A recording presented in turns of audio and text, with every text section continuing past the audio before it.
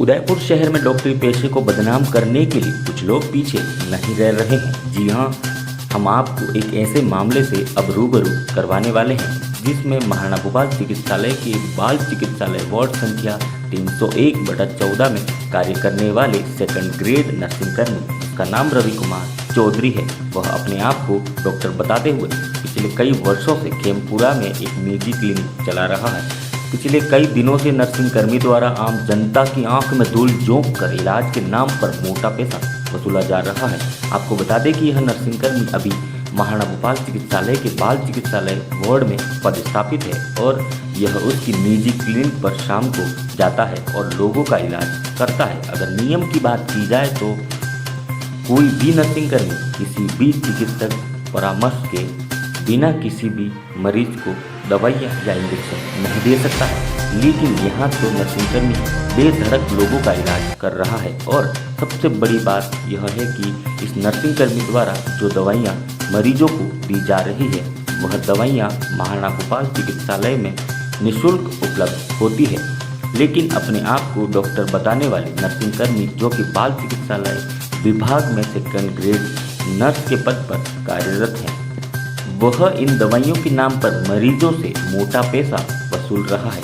वैसे एक बात बता दी जाए कि ब्लड प्रेशर नापना, इंजेक्शन लगाना, दवाइयाँ देना, यह सभी एक चिकित्सक की देखरेख में होता है, लेकिन इस नर्सिंग कर्मी द्वारा मन मर्जी से दवाइयाँ व इंजेक्शन का उपयोग किया जा रहा है और मरीजों की जान को जोखिम में डाल रहा है। चलिए आपको भी दिखाते हैं कि अपने आप को डॉक्टर बताने वाले नर्सिंग कर्मी द्वारा किस तरह से आम जनता के जीवन से खिलवाड़ करते हुए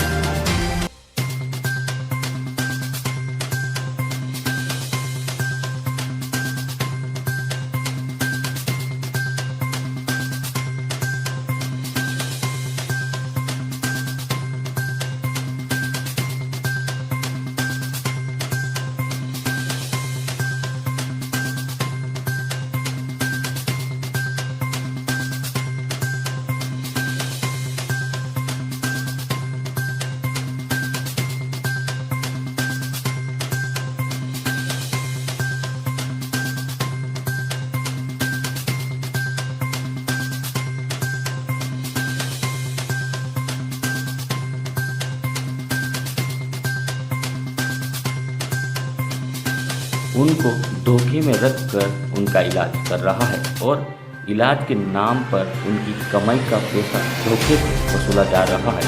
तो देखा आपने किस तरह से यह नर्सिंग कर्मी, जो कि महाराणा भूपाल चिकित्सालय के बाल चिकित्सालय विभाग के वार्ड संख्या 301/14 के अंदर सेकंड ग्रेड नर्स के पद पर कार्यरत है, जो अपने आप को डॉक्टर बताकर लोगों का इलाज कई समय से कर रहा है, जो कि सरासर नियमों के विरुद्ध है। जब इस पूरे मामले की जानकारी मुख्य चिकित्सा अधिकारी डॉक्टर दिनेश खराड़ी को दी गई तो उन्होंने साफ शब्दों में कहा कि कोई भी सरकारी चिकित्सालय में कार्यरत नर्सिंग कर्मी या निजी क्लिनिक नहीं चला सकता है।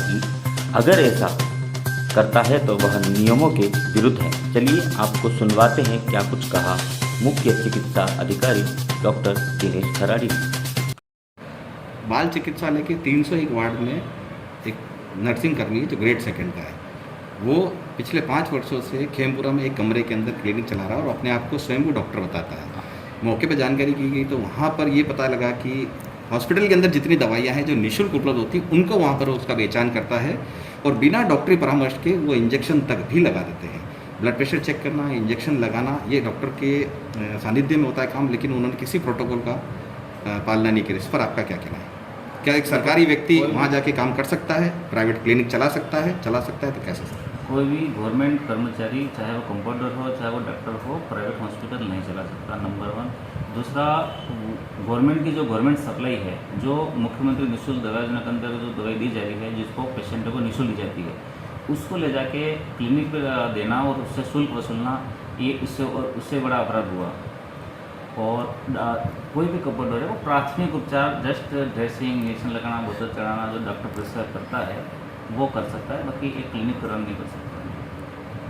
तो इस तरह में किस तरह की आगामी कार्रवाई रहेगी? क्योंकि इस तरह के जो स्वयंभू डॉक्टर अपने आप को डॉक्टर बताते हैं, नर्सिंग कर्मी, और जनता के साथ खिलवाड़ करते हैं, कल को कुछ हादसा हो जाता है इसका जिम्मेदार? इसमें वही, जैसे कि पहले भी हमने कार्रवाई करी है और हमारी टीमें करती आई है, ब्लॉक CMHO और संबंधित थानाधिकारी और दंड इंस्पेक्टर की टीम जाके पुलिस के साथ जाके वो उसी एक्ट में कार्रवाई करेगी नियम हटने वाले।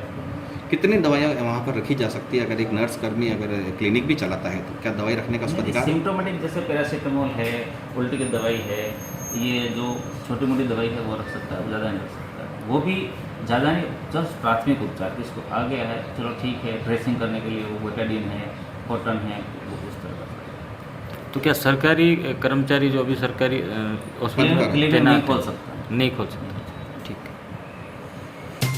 तो सुना आपने किस तरह से मुख्य चिकित्सा अधिकारी डॉक्टर दिनेश खराड़ी ने इस पूरे मामले में यह बताया कि नर्सिंग कर्मी निजी क्लिनिक नहीं चला सकता है, और साथ ही यह भी बताया कि इस मामले में जल्द से जल्द विभागीय कार्रवाई की जाएगी। लेकिन अब देखने वाली बात यह है कि क्या यह अब तक इस नर्सिंग कर्मी द्वारा कितने लोगों का इलाज किया होगा और अब तक कितने लोगों की जान इस नर्सिंग कर्मी द्वारा खतरे में डाली गई।